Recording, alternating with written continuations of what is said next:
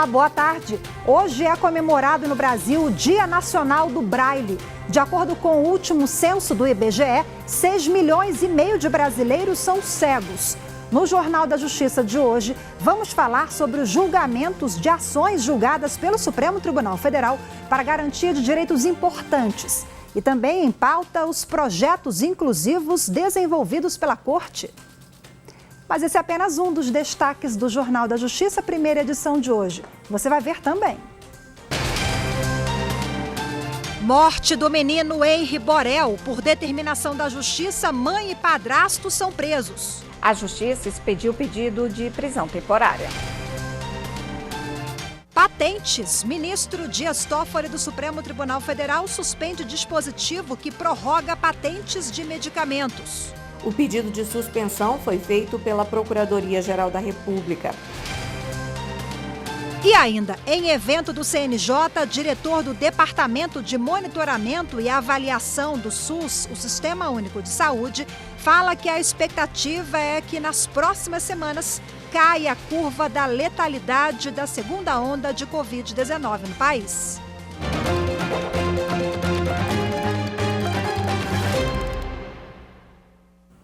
A Justiça decretou a prisão temporária do vereador do Rio de Janeiro, Jairo Souza Santos Júnior, o doutor Jairinho, suspeito de matar o enteado, o menino Henri Borel, de 4 anos.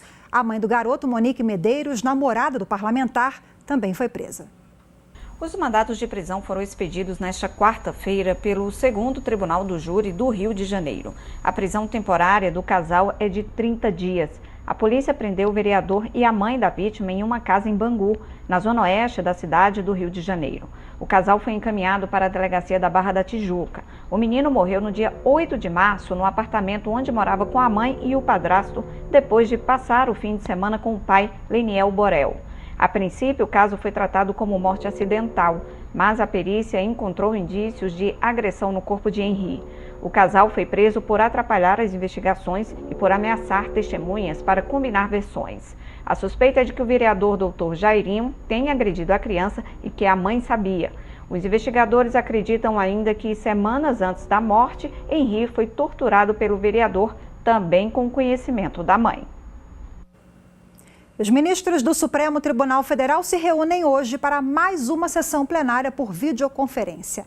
A consultora jurídica da TV Justiça, Karina Zucolotto, traz agora os destaques da pauta. Confira. Olá, e quinta-feira é dia de julgamentos no plenário do Supremo Tribunal Federal. A pauta já foi divulgada e a grande expectativa é a retomada do julgamento que foi iniciado na tarde desta quarta-feira com o voto apenas do ministro relator, ministro Gilmar Mendes, no sentido de se manter o decreto do governador do estado de São Paulo, que proibiu, no âmbito daquele território, a realização de cultos, missas ou quaisquer outras atividades religiosas de caráter coletivo em razão da pandemia causada pela Covid. O ministro Gilmar Mendes negou provimento à ação que foi proposta contra esse decreto, entendendo que, embora a medida restritiva seja drástica, ela é adequada, ela é necessária para se proteger a vida das pessoas e também o sistema de saúde. Faltam os demais ministros votarem e a grande expectativa, como eu disse, é de que isso aconteça na tarde desta quinta-feira. Mas outros temas também estão na pauta para quinta-feira. 2 ADIs da relatoria do ministro Luiz Fux questionando uma lei de 2008, uma medida provisória também de 2008, que teria proibido a comercialização e consumo de bebidas alcoólicas nas rodovias federais do Brasil. Alvo de ação direta de inconstitucionalidade também é uma lei do estado do Rio Grande do Sul, de 2017, que teria extinguido uma autarquia estadual, a Superintendência de Portos e Hidrovias, e, consequentemente, extintos contratos de trabalho junto aos empregados públicos que pertenciam ao quadro de funcionários. A alegação do governador é que os motivos que levaram a essa extinção foram motivos pautados em caráter econômico, técnicos e estruturais, e não apenas para se estabelecer, para ficar dentro dos limites da Lei de Responsabilidade Fiscal. Um recurso extraordinário da relatoria do ministro Marco Aurélio também está na pauta de julgamentos, e nesse recurso é questionada a incidência do PIS e da COFINS sobre locação de bens móveis.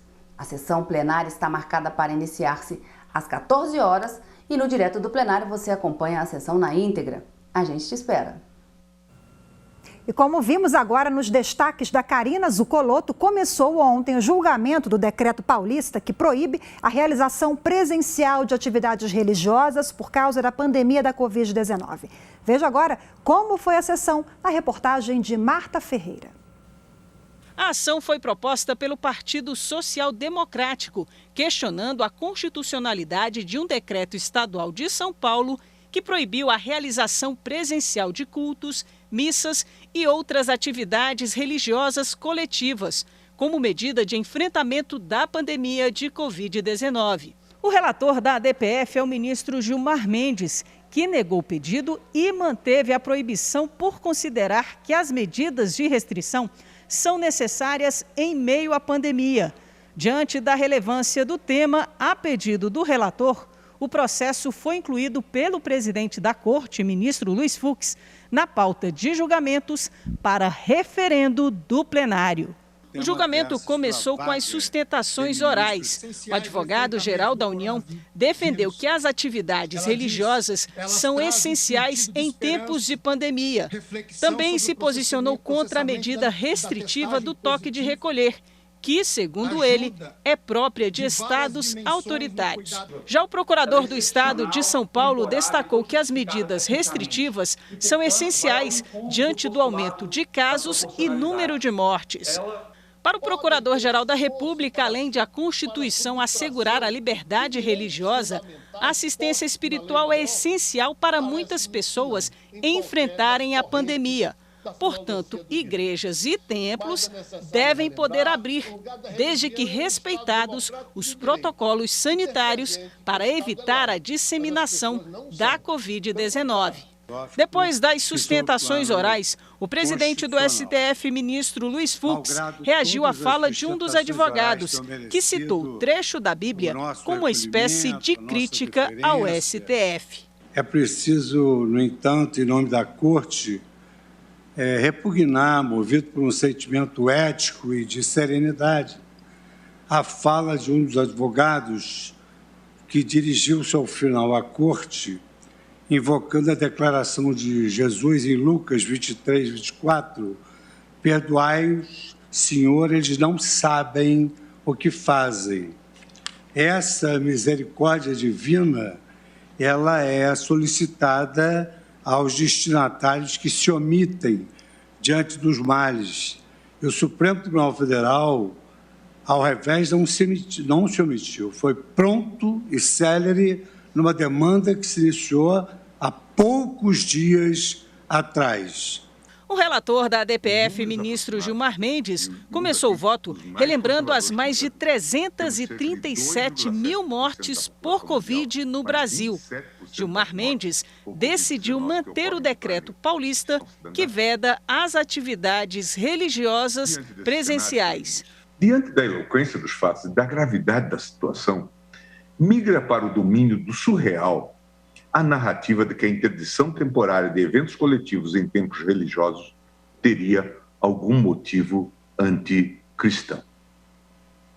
É a gravidade dos fatos também que nos permite ver o quão necessário é desconfiarmos de uma espécie de bom mocismo constitucional, muito presente em intervenções judiciais aparentemente intencionadas em fazer o bem. Depois do voto do relator, a sessão foi suspensa. E você vai ver no próximo bloco, no Dia Nacional do Braille, as ações e projetos inclusivos desenvolvidos pelo Supremo Tribunal Federal. Nós voltamos já.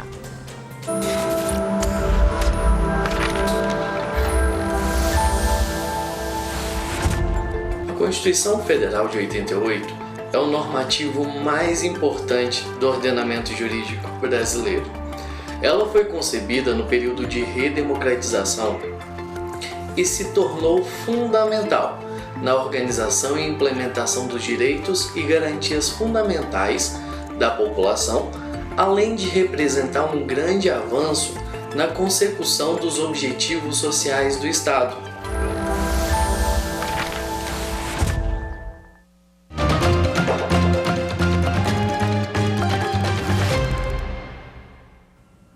Hoje é comemorado o Dia Nacional do Braille. A data foi escolhida para homenagear o nascimento de José Álvares de Azevedo, que disseminou o sistema no país e foi o primeiro professor cego no Brasil. No Supremo Tribunal Federal, o dia é também para relembrar as ações e projetos inclusivos desenvolvidos pela Suprema Corte. José Álvares de Azevedo, carioca, cego de nascença, aos 10 anos foi estudar o sistema Braille na França, na única escola do mundo especializada no ensino de cegos. Com 16 anos, ao voltar para o Brasil, lutou pela criação de uma língua própria para os cegos. Além de introduzir o Braille no Brasil, ele se tornou o primeiro cego a exercer a função de professor no país. O último censo do IBGE em 2010 mostra que quase 25% da população brasileira tem algum tipo de deficiência. O Judiciário brasileiro está atento às garantias de direitos dessas pessoas. O Supremo Tribunal Federal, por exemplo, vem atuando em programas e priorizando julgamentos para garantir mais inclusão social no país. O programa STF Portas Abertas permite que qualquer pessoa visite a Suprema Corte.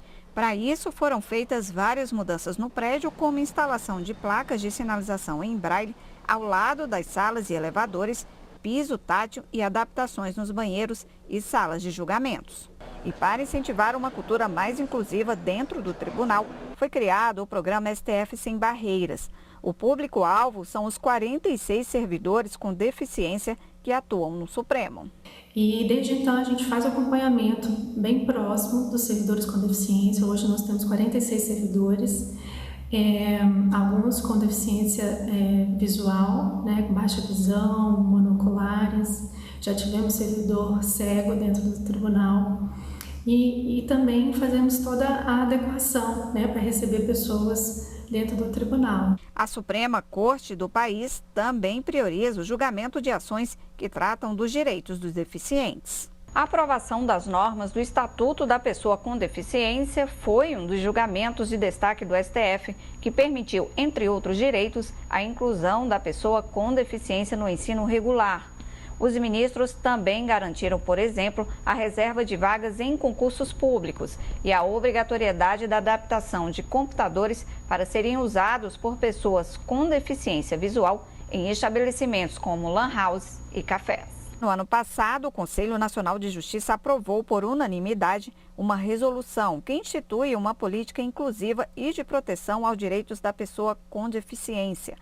A norma garante condições especiais de trabalho para magistrados e servidores ou responsáveis por dependentes com algum tipo de necessidade especial em razão de deficiência ou doença grave. O ambiente tem que estar preparado para receber todas as pessoas, todas elas sem exceção, inclusive pessoas com deficiência, né? Então, se ela não tiver um ambiente acessível, seja ambiente físico ou realmente social mesmo, essas pessoas vão ser negadas de ter acesso, ou então terão acesso, mas de forma precária. Se a gente exclui essas pessoas dessa participação, elas vão estar sendo negadas para elas, inclusive, os direitos. A acessibilidade é o que dá acesso, inclusive, à inclusão social.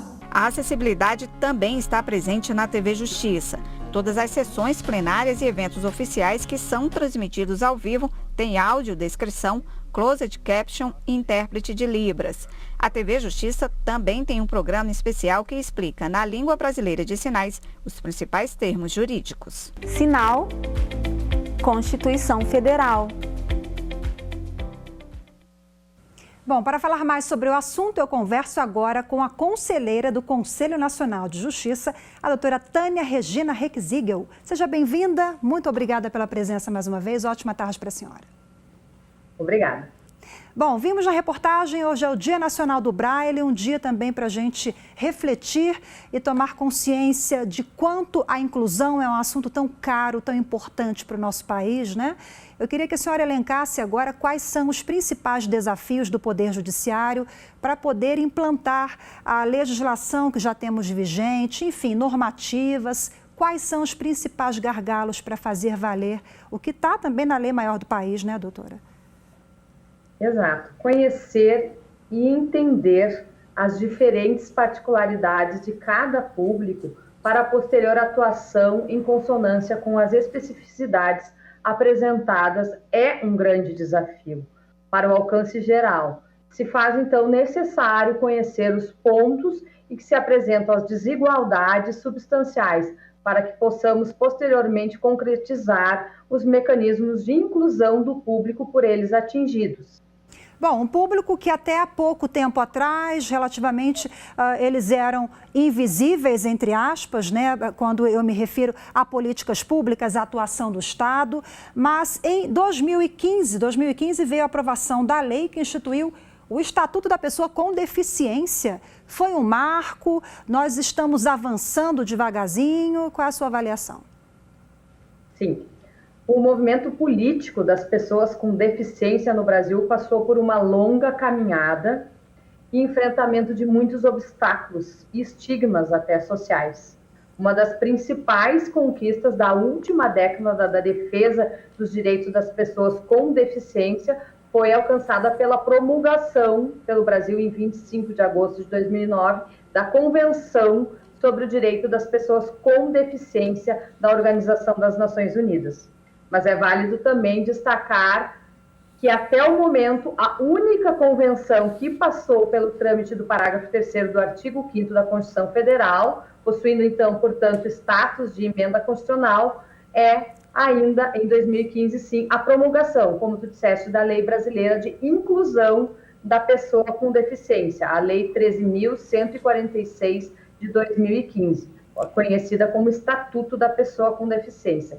Realmente, essa lei foi um marco na promoção e na garantia dos direitos da dignidade da pessoa com deficiência, tratando de questões relacionadas à acessibilidade, educação, trabalho e do combate aos preconceitos e discriminações da pessoa com deficiência. Sem dúvida, é, portanto, um mecanismo de inclusão social. O Estatuto estabelece punições, inclusive, discriminatórias praticadas pelas pessoas face às pessoas que têm deficiência. Vamos falar agora de mais um mecanismo, mais um instrumento importantíssimo, que foi a resolução aprovada no ano passado pelo CNJ, que prevê condições ali diferenciadas para magistrados, servidores que atuam na Justiça. Eu queria que a senhora falasse um pouquinho, em linhas gerais, o que prevê essa resolução. Com base no artigo 226 da Constituição Federal, que consagra a família como a base da sociedade brasileira, atribuindo ao Estado o dever de proteção à entidade familiar.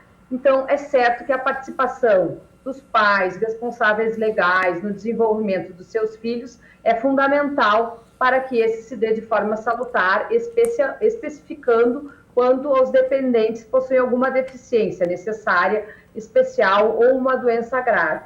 Então, portanto, este constitui um papel da administração pública, a responsabilidade de assegurar o tratamento apropriado a essas pessoas como condição própria da dignidade humana, estendendo, então, a proteção do Estado à sua família, o que foi, então, consagrado na Resolução 343 de 2020 do CNJ, reconhecendo as condições especiais de trabalho para magistrados, servidores com algum tipo de deficiência ou alinhada à igualdade substancial enaltecida na Constituição de 88. A Resolução 343 de 2020 constituiu uma política pública judiciária inclusiva, conferindo proteção de direitos às pessoas com deficiência. Acho que todos os atores envolvidos, cada um deve fazer a sua parte, né? Eu coloco aqui a população também, porque cabe ao Poder Judiciário, ao Estado, mas também a gente. A senhora falou no início de estigma, toda uma cultura de preconceito, temos que avançar e muito, né?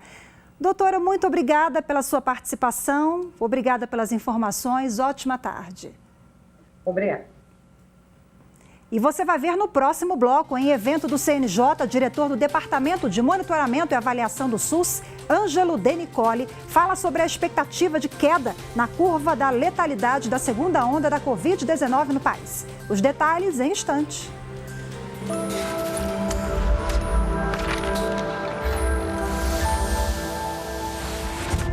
A Constituição Federal representa a identidade de uma nação.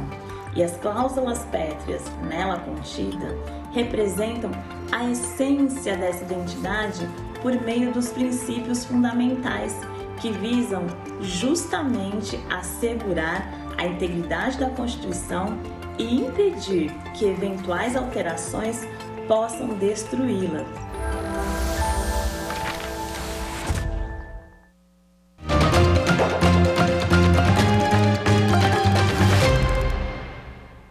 O ministro do Supremo Tribunal Federal, Dias Toffoli, suspendeu um dispositivo da Lei de Propriedade Industrial que permite a prorrogação de patentes de medicamentos e produtos farmacêuticos. O ministro Toffoli considerou a situação excepcional da pandemia da Covid-19. O pedido de suspensão foi feito pela Procuradoria-Geral da República. O artigo 40 da lei prevê prazo de 20 anos para a patente de invenção e de 15 anos para a patente de modelo de utilidade, mas um parágrafo único prevê o mínimo de 10 anos para invenção e 7 para modelo de utilidade e estabelece que o prazo só pode ser contado após o INPI conceder a concessão, mesmo que o processo fique parado por determinação judicial ou força maior. Segundo a Procuradoria-Geral da República, o artigo impede a quebra da patente por tempo indeterminado, o que afrontaria a Constituição, além de gerar impactos na produção de remédios genéricos contra o novo coronavírus. Argumento que foi considerado pelo relator da ação, ministro Dias Toffoli. Na decisão, ele também observou que um estudo do Tribunal de Contas da União constatou que quanto maior o prazo de exclusividade da patente, mais aumentam os preços dos medicamentos, o que tem impacto direto nas contas do Estado, com reflexo para os cidadãos. Dias Toffoli ressaltou ainda que a crise sanitária em razão da pandemia ocasionou em um cenário de escassez de recursos destinados à saúde. Por isso, a gestão deve ser feita de forma racional e eficiente. A decisão ainda precisa passar pelo referendo do plenário da Corte. O julgamento foi marcado para o dia 14 de abril. O Tribunal Regional Federal da Primeira Região em Brasília suspendeu nesta quarta-feira decisões judiciais que autorizaram entidades particulares a importar vacinas contra a Covid-19 sem a obrigação de doação integral para a União. Na decisão, o presidente do TRF1, Ítalo Fioravante Mendes, aceitou recursos da Advocacia Geral da União e da Agência Nacional de Vigilância Sanitária, a Anvisa, que questionaram a autorização da importação das doses no Distrito Federal, Minas Gerais e em São Paulo, sem a doação. Segundo o desembargador, o Judiciário não pode interferir na política pública realizada pelo Poder Executivo. De acordo com a legislação atual, as empresas podem comprar vacinas, mas devem doar o lote integralmente ao SUS até que o governo vacine os grupos prioritários.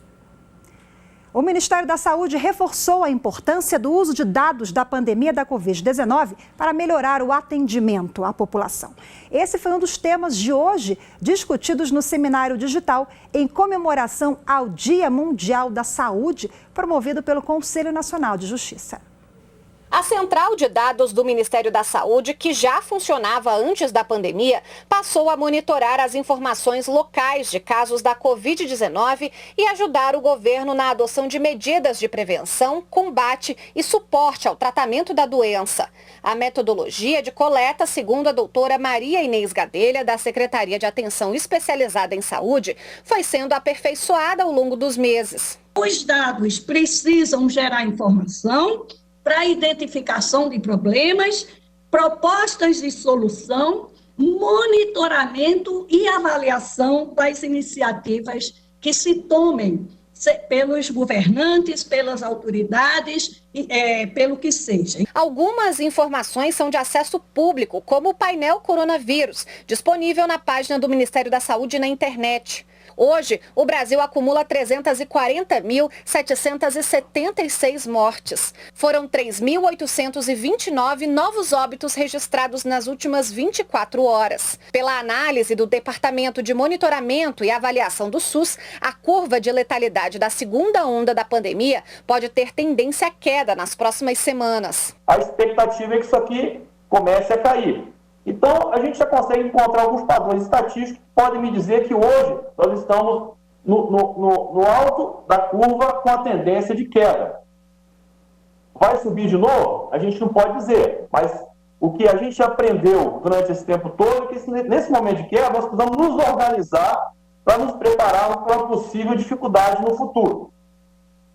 Falando em organização, de acordo com o Departamento de Monitoramento e Avaliação do SUS, a vacinação também tem sido acompanhada por meio de sistemas de informações, desde a compra da vacina até a distribuição aos estados e municípios. Para evitar fraudes e desvio de materiais, o Ministério da Saúde informatizou, inclusive, os recibos de entrega dos lotes. O Jornal da Justiça, primeira edição de hoje, fica por aqui. Muito obrigada pela sua companhia. Excelente tarde para você. Até amanhã. Tchau, tchau.